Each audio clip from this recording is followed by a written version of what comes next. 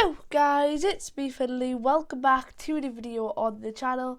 Now guys, before the video starts, I just wanted to let you guys know that I sadly have COVID.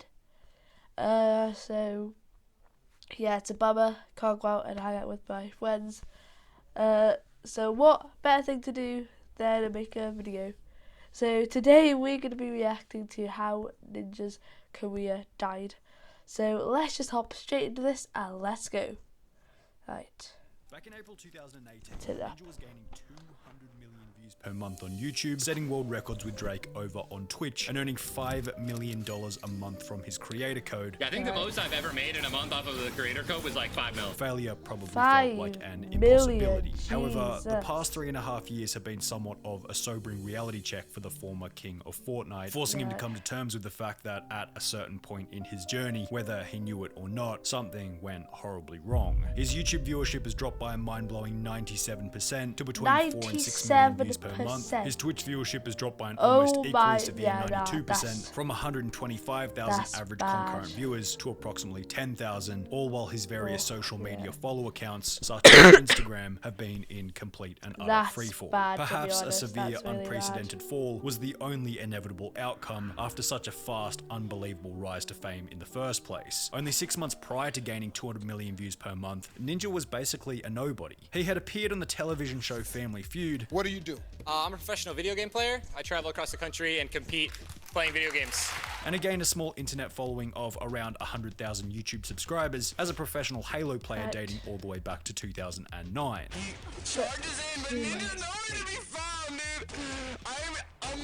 His mic However, is Battle Royale seemed to be the genre that Ninja had been drawn to play. He began to mess around with H1Z1 all the way back in 2015. Halo was horrible. No one really on Twitch watches it. And then I switched over to H1Z1, and that gave me a huge viewer boost. And by early 2017, only 2 years later, Ninja had set the world record for the most kills ever in a single H1Z1 match, while also becoming ranked #1 for North American H1Z1 players, resulting in his first bit of success on Twitch. At my prime in H1Z1, when I was going for my kill records and getting 30 kill games and stuff like that, I was averaging like 10,000 viewers a day. Ninja would display a similar level of skill after switching to PUBG, often finishing games with upwards of 20 kills, and having built a strong foundation with Battle Royale experience, a seamless transition into Fortnite was almost guaranteed. First impression of the game, it's fun. When considering the previous information about his skill as a professional H1Z1 and PUBG player, it should come as no surprise that Ninja was a natural at Fortnite from the very first week. He dropped his first 20 kill game only 12 days after the game's release. 20 kills. It's exactly 20 first kills. 25 kill game only 3 days after that. The audience didn't flock to his channel on the very first day. However, the fact that Fortnite had a new player base meant that Ninja had exposure to a new audience. This new audience liked him as he'd carried over a genuine, almost toxic personality that he'd developed during the H1Z1 and PUBG days when he'd only had a small following. The fact that he had this small following meant he really had nothing to lose with regards to how he acted on camera. He could be toxic, kind, annoyed, happy, whatever. It didn't matter because it always came off as authentic and genuine. In addition to this, his small audience meant he wasn't inundated with sponsorships, business opportunities, and other extracurricular activities chewing up his time. It was just raw, unfiltered gaming all day, every day, trying to become as skilled as possible to provide the best content possible. With this approach, growth was inevitable. Ninja began to ride the tsunami-sized Fortnite wave as each and every gamer was looking for a new pro player to watch. 1 million views turned into 7 million views the next month, then 35 million views by January 2018, only 1 month later. At around the same point in time, approximately 3 months after the game's release, Ninja had become what many considered to be the best all-round player in the game, and was certainly one of the first people that came to mind when thinking about pro Fortnite players. With such, his Twitch followers also exploded exponentially, growing from 500,000 to 3 million over the course of only 4 months, placing him in the position of the most followed Twitch streamer and the first streamer ever to reach 3 million followers. This would help him to then break the world record for the most concurrent viewers on a Twitch stream ever after he and Drake streamed to 628,000 people, which would then be broken again after Ninja hosted an amateur professional tournament to over 680,000 people only 1 month after that.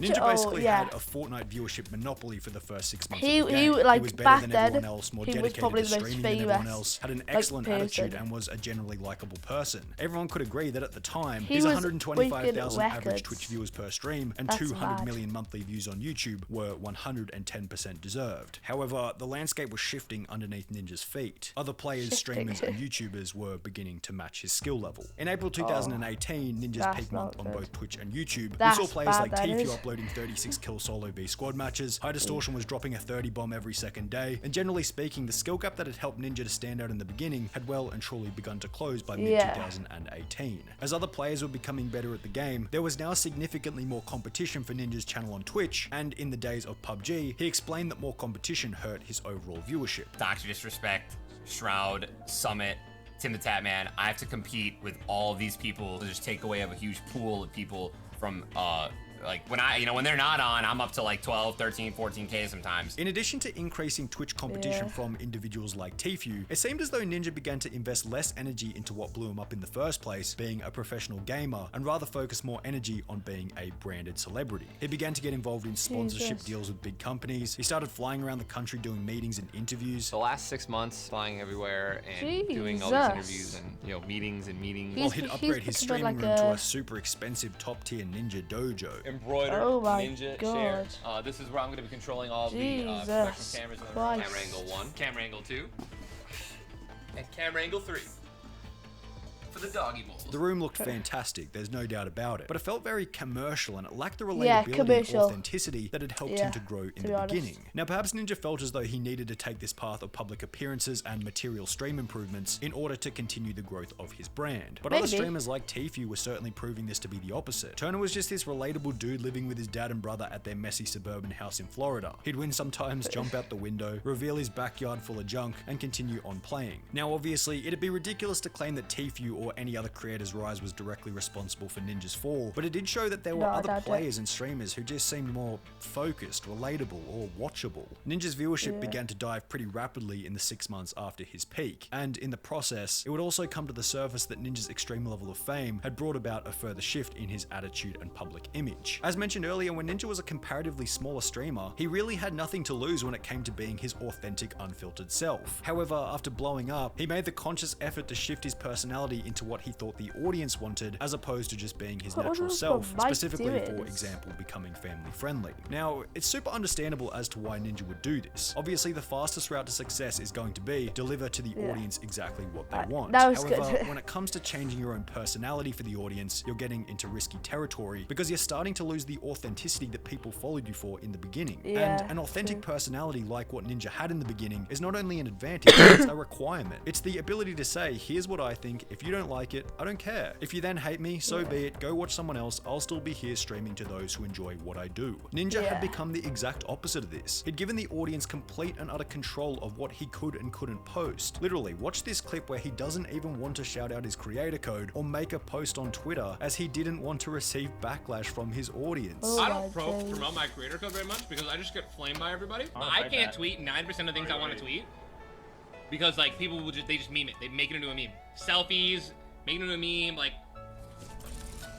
why I just post clips now? All Ninja was doing was showing everyone how spineless he'd become. No wonder people started to hate him. Yet Ninja seemed totally oblivious to the fact that it was because he'd completely abandoned his authentic personality in exchange for his family-friendly, pretending to be nice garbage that everyone could tell was completely fake. At some point, somehow, it became the cool thing to like dislike me. Everyone hated me. You done it? Like it became like the thing to pick on me. The complaining now felt as though it was coming from a position of entitlement, like he was owed respect from his audience and that it was unfair that he had received so much hate. But criticism from the audience is the price of admission when you decide to become a streamer. And the fact that he continued to complain about being hated just meant he became more and more hated. People looked for specific things to call him out on because they knew they'd get a reaction. Going back to the example of Tfue, you could tell that he didn't even care about the criticism and therefore he received substantially less criticism in the first place. Now Tfue wasn't perfect either. He always had something to complain about within Fortnite, but it wasn't in the same crybaby way, acting as if the whole world was always against him for some reason. However, for Ninja, the problem wasn't only increasing competition from better or equally skilled players with more likable personalities, the amount of people watching Fortnite was also beginning to decline. In the year after Ninja had hit his peak, Twitch's average daily Fortnite viewership dropped by 30 to 40%. Fortnite's Google trend graph followed a similar pattern. People were searching for the game less and less every single month. Videos discussing the potential death of Fortnite were going viral, and hating the game for whatever reason became the trending thing to do. With Ninja's popularity being directly tied to Fortnite's popularity, if the game were to die, Ninja was unavoidably going down with it. This is without a doubt the reason as to why Ninja began to play other games on stream. League of Legends, Apex Legends, Valorant, streaming hundreds of hours on each under the assumption that one of them might be the next big game. Now, it'd be unfair to say that this was a stupid idea. Obviously, streamers always have to be on the lookout for what might be the next big game opportunity. So, Ninja dedicated a high percentage of his limited stream time and many YouTube uploads to Valorant, assuming he'd be at the front of the pack when the Fortnite audience decided to migrate over, but the migration never really happened. And in the process, those who wanted to continue watching Fortnite got themselves hooked on other streamers who were providing that Fortnite content, such as Cypher PK. It also didn't help that throughout this process, Ninja wasn't even streaming on the most viewed platform, Twitch. I'm pretty sure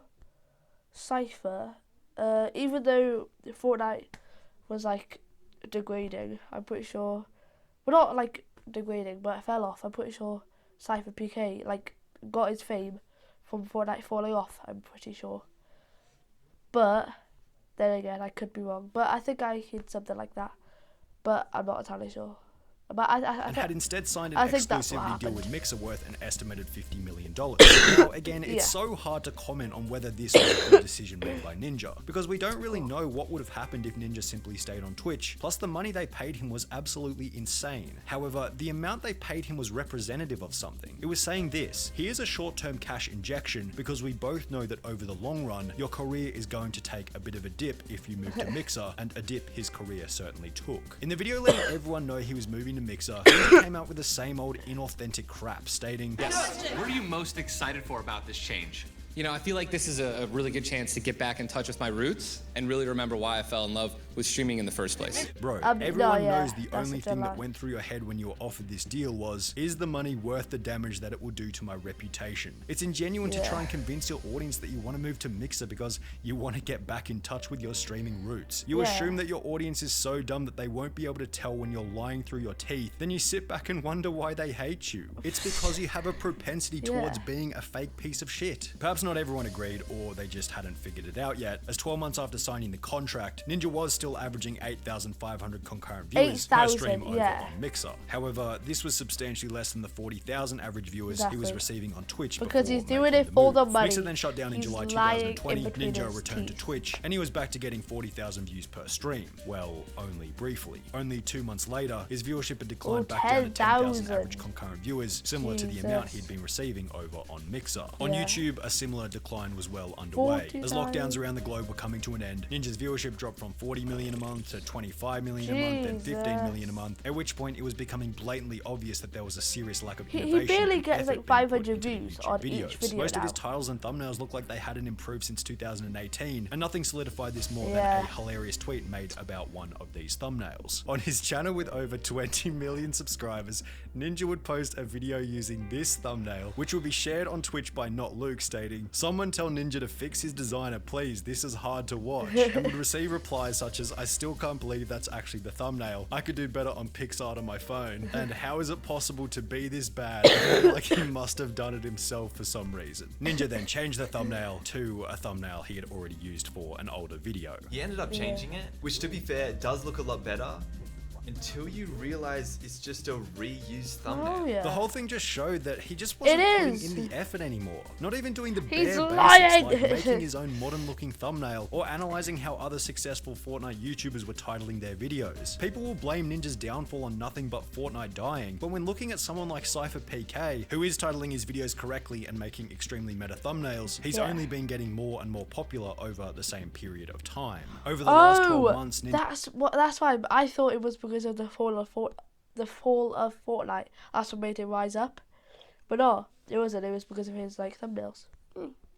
His lack of innovation has resulted in a drop from 15 million views a month to between 4 and 6 million views a month. His YouTube channel has become an anti-user-friendly cluttered mess, consisting of a bunch of random shorts and unrelated videos, which when compared to someone like Cypher PK, who I consider to be doing things correctly, it's really no surprise that Cypher's gaining 5 to 10 times more views, despite having only 1/5 of the subscribers. Ninja knows his career is over. No creator who values and respects their future as an internet personality would ever do something like his recent multifaceted Raid Shadow Legends sponsorship. This is the move of someone who knows that they're completely and utterly finished. You'd never see someone like Cypher P. Gay or Nick Merckx or even Tfue out here doing this kind of in-depth, unrelated, totally different game brand deal, because they know the degree to which it will affect their reputation and future as a content creator. Ninja's become nothing more than a puppet, a jester, a clown, doing his embarrassing little dance for whatever garbage sponsorship will throw money at him in exchange for the final piece of his rapidly declining career.